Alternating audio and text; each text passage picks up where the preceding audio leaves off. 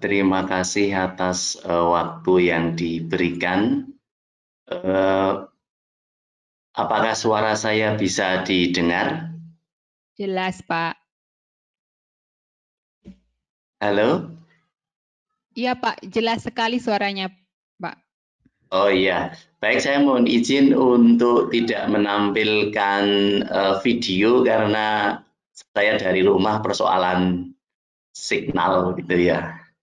Jadi selamat siang Ibu Dr. Sandra, juga Bapak Dr. Uki Kusuma yang tadi sudah mempresentasikan terkait dengan KB di DIY dalam konteks COVID-19. Selamat siang pula Ibu Vina dari Departemen Sosiologi yang nanti akan menampilkan baby boom. Baik, perkenankan kami dari Pusat Studi Kependudukan dan Kebijakan UGM menyampaikan dampak COVID-19 terhadap kependudukan di DIY.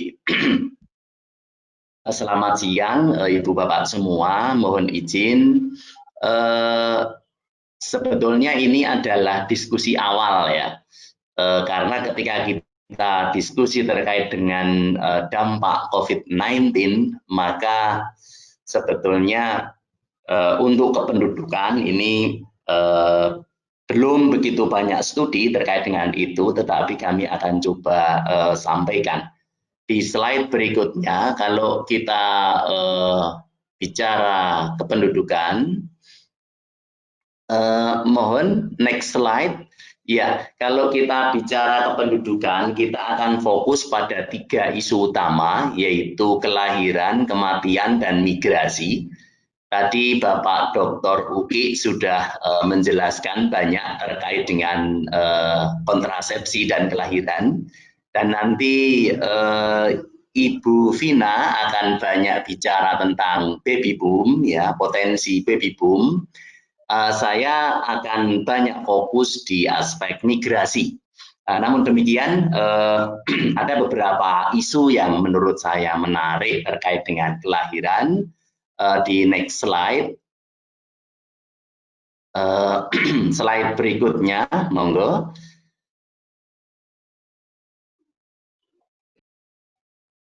Ya, slide berikutnya.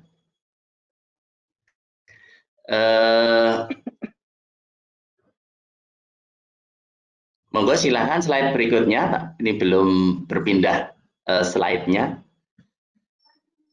Memang ada delay sedikit, Pak. Oh iya. Ya, baik. Sebelumnya, ya, slide sebelumnya. Ini kebablasan ini.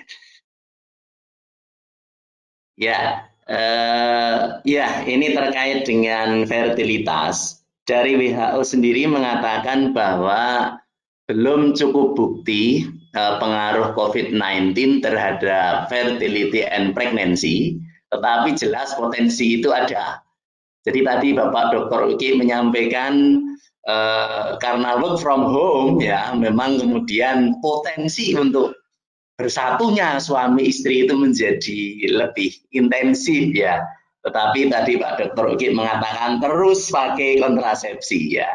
Ini hal yang sangat penting karena di banyak studi juga walaupun ini masih bersifat asumsi, banyak media menyampaikan bahwa kehamilan di masa COVID-19 ini berbahaya.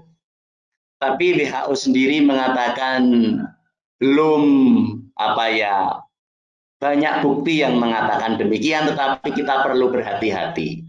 Di Indonesia sendiri dengan adanya work from home, ini angka kehamilan ini melonjak drastis, walaupun memang ini masih dalam tanda petik rumor di media. Hasil studi tentu saja belum ya, tetapi potensi itu ada. Dan nanti saya yakin Ibu Vina, mohon maaf, itu akan banyak diskusi terkait dengan baby boom, terkait dengan COVID-19. Slide berikutnya. Slide berikutnya. Nah, ini adalah distribusi COVID-19 di DIY. saya akan mengawali dari slide ini untuk bicara terkait dengan mortality dan morbidity. Kalau kita bicara COVID-19, maka itu dekat dengan kesakitan dan kematian. Dan pada usia-usia lansia dan juga balita, risiko terhadap kematian yang diperparah oleh COVID-19 ini menjadi sangat tinggi. Dan kalau kita lihat, ini adalah petanya, warna-warna yang kuning, ya, warna kuning itu menunjukkan jumlah yang cukup tinggi dan perlu hati-hati. Di DIY sendiri ada 159 positif, namun demikian alhamdulillah 61 sudah dinyatakan sembuh, artinya kesembuhannya, prosentase kesembuhannya cukup tinggi. Slide berikutnya. Ya, kalau kita lihat di sini adalah prediksi kematian akibat corona secara keseluruhan, bahwa COVID-19 ini akan meningkatkan risiko kesakitan dan kematian, dan terlebih lagi itu untuk lansia dan balita. Risikonya akan semakin tinggi, dan ini kalau tidak ada intervensi maka jumlahnya akan sangat tinggi. Sehingga memang ketika Bapak Dr. Uki tadi menyampaikan intervensi menjadi penting, ya, terkait dengan berbagai hal. Slide berikutnya, karena waktu kita hanya 15 menit, bagaimana kaitannya dengan COVID-19 ini, kaitannya dengan migrasi. Di banyak studi bahwa penyebaran suatu penyakit itu sangat ditentukan oleh pergerakan manusia. Artinya bahwa pergerakan manusia ini menjadi agen transmisi penyebaran penyakit. Oleh karena itu, berbagai studi menempatkan manusia itu sebagai agen utama di dalam penyebaran virus. Dalam konteks kependudukan, maka migrasi menjadi sangat penting. Sehingga migrasi itu dipandang sebagai penyebab merebaknya luar biasa COVID-19. Nah, sehingga saat ini kemudian muncul xenofobia. Jadi dengan orang asing itu kemudian jadi, wah, takut-takut gimana gitu. Karena begitu orang asing, wah, ini pembawa. Begitu kemudian migran, nah ini membawa. Karena dari perjalanan, kemudian dari daerah yang di situ banyak terjadi COVID-19 epicenter, nah, sehingga kemudian ketika pulang mudik itu banyak yang kemudian tidak mau menerima. Sehingga saya kembali menggarisbawahi bahwa migrasi itu menjadi agen utama di dalam penyebaran COVID-19. Next slide, ya. Sehingga perlu adanya kebijakan terpadu dan komprehensif, ya. Kalau kita bicara migrasi dengan COVID-19 dengan migrasi, ya. Sehingga mobilitas penduduk utamanya saat ini kan banyak yang mudik, ya. Walaupun sudah diminta tidak mudik, tapi tetap saja mudik, gitu ya. Karena memang ya ini budaya, ya, budaya menjelang hari raya. Bahkan terpaksa mudik karena di kota-kota besar sudah mulai langka pekerjaan, utamanya untuk sektor informal. Mereka yang bekerja di pabrik juga sudah banyak PHK, sehingga mau nggak mau kembali ke tanah tumpah darah. Nah, dengan demikian mudik atau migrasi kembali dari perantauan ini juga menjadi hal yang penting untuk kita sikapi terkait dengan penyebaran COVID-19. Next slide. Ya, ini kita lihat, ya, prediksi penambahan kasus COVID-19 jika mudik itu tidak bisa dikendalikan.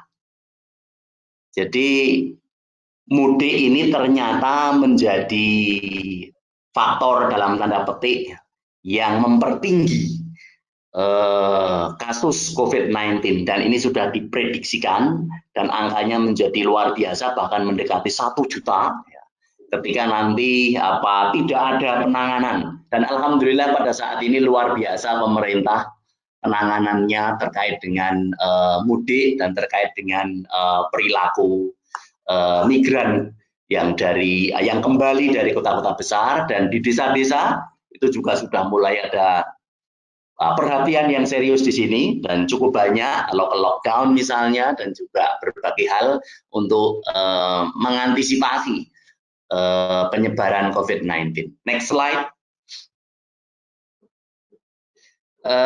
Kalau kita lihat memang itu tidak bisa kita salahkan ya. Mereka yang kemudian kembali karena mereka itu kan pulang ke tanah tumpah darah. Mereka pulang ke daerah tempat kelahiran. Di kota perantauan kesempatan kerja hilang, ya biaya hidup tetap tinggi, jauh dari keluarga. Sementara ada harapan di tanah tumpah darah, ada lahan garapan, mereka bisa tinggal bersama keluarga, ada ketenangan secara psikologis. Yang ini juga akan menjadikan imun meningkat ketika tenang secara psikologis. Sehingga mereka yang di perantauan itu pengen sekali untuk kembali ke tanah tumpah darah. Jadi ketika dihadapkan pada dua pilihan, mudik tidak mudik, ya mudik tetap menjadi pilihan yang menurut para perantau ini lebih menyenangkan dari sisi psikologi. Jadi next slide. Dan ini juga dibuktikan data positif corona DIY dari 150-an data yang kami analisis, ternyata bepergian mudik mereka yang positif karena bepergian, habis dari bepergian, artinya mereka pulang dari perantauan, itu sekitar 68%. Dan ini sangat tinggi. Dan kemudian transmisi lokal, nah ini ada 32%. Ini DIY, artinya apa? Di DIY sudah mulai meningkat untuk transmisi lokalnya.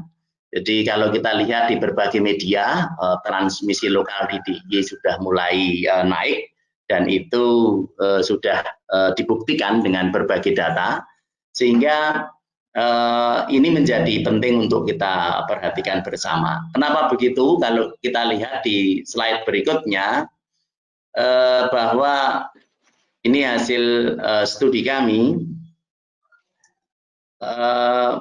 DIY itu terkenal sebagai provinsi yang punya kepedulian tinggi. Jadi pada saat dulu ada bencana ya, gempa bumi ya, DIY paling cepat recovery. Dan diharapkan juga begitu. COVID-19 ini DIY paling cepat recovery. Jadi ini yang kemudian menjadikan banyak para perantau ini ingin pulang ke DIY karena apa? Orang-orang DIY itu peduli. Dari data kami ada di sekitar 900 responden, lebih dari 75% masyarakat kita itu peduli untuk berbagi makanan dan juga untuk donasi uang membantu sesama. Nah ini tentu saja juga akan mempertinggi animo mereka yang kemudian akan mudik. Slide berikutnya,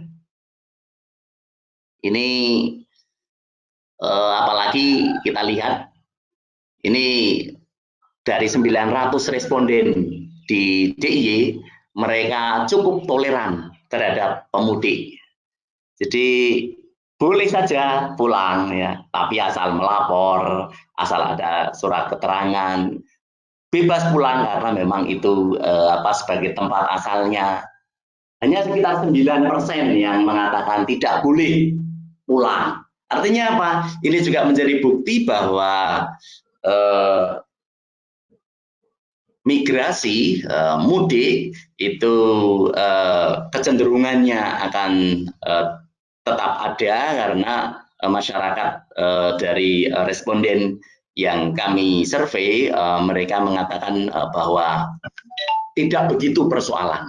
Masyarakat kita cukup toleran terhadap pemudik, namun dengan berbagai protokol dan prosedur terkait dengan kesehatan. Baik, itu barangkali yang saya sampaikan terkait dengan bagaimana COVID-19 dalam kaitannya dengan kependudukan, dan saya fokuskan di aspek migrasi, mortality, dan migration. Demikian waktu saya kembalikan kepada Ibu Dr. Sandra. Terima kasih.